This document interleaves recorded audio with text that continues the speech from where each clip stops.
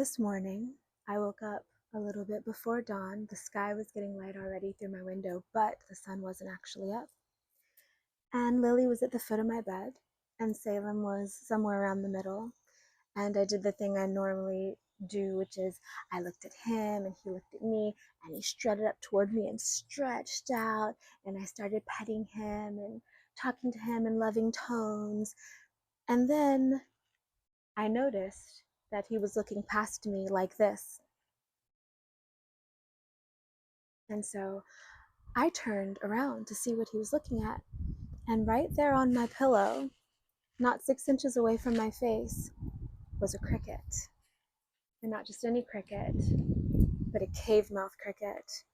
And I don't know if you've ever seen a cave mouth cricket. If you haven't, you should Google it. And I'm sorry for the fear that it might instill into your heart, because cave mouth crickets look like a cross between a spider and a cricket. They have big legs like a spider, but they go up all around them like a cricket. And they're completely harmless. They don't bite. They don't even eat trash. They eat like glue on the inside of cardboard or various things in the walls. So they're very harmless. They don't hurt anything, but they're terrifying. And so I immediately screamed and levitated off the bed. And Salem ran off, and Lily just looked at me, wondering what the heck was wrong, as she does. And then I looked for the cricket. I turned on the light in my room. I looked for the cave mouth cricket. I couldn't find it. Who knows where it got to? And then I decided, even though I was about an hour before my alarm would go off, that I was definitely up.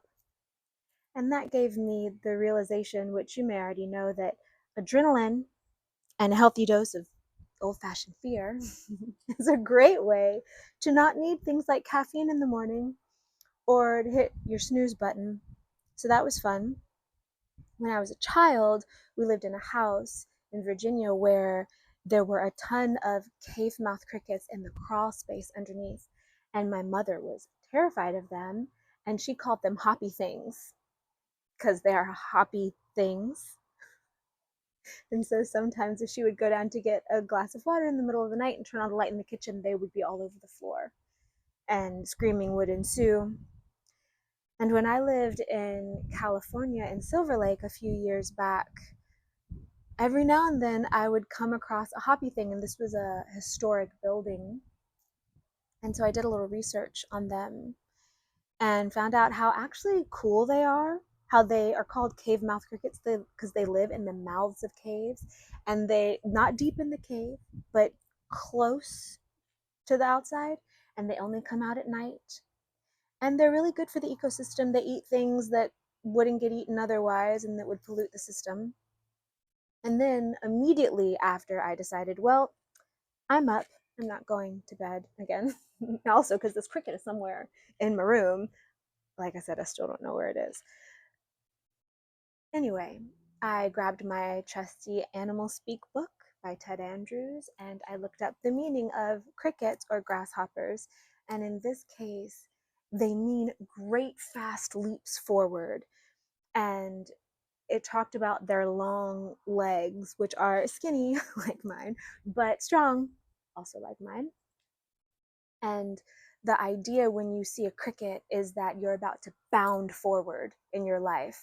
And also that you shouldn't look at other people's paths to see what you should do.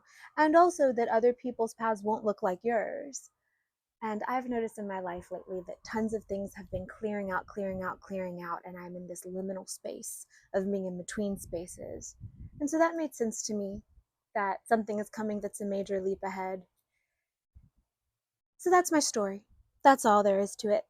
We'll see what the leap ahead is. And thank you to the terrifying cave mouth cricket, or hoppy thing, which I'm sure was way more afraid of me than I was of it, because it sure did just vanish from sight the second that I yelped and jumped off the bed. So do you guys love? A reminder to be kind to the animal kingdom. They don't mean to be scary, and our startlement shouldn't mean death for them, especially if you want to be friends with the ecosystem like I do. In a perfect world, the way I can envision it, we're living more in touch with nature than we are now, and there are going to be bugs. There are going to be bugs around. So, no reason to be afraid of them. Although, I was very afraid this morning for a second. Have a great day.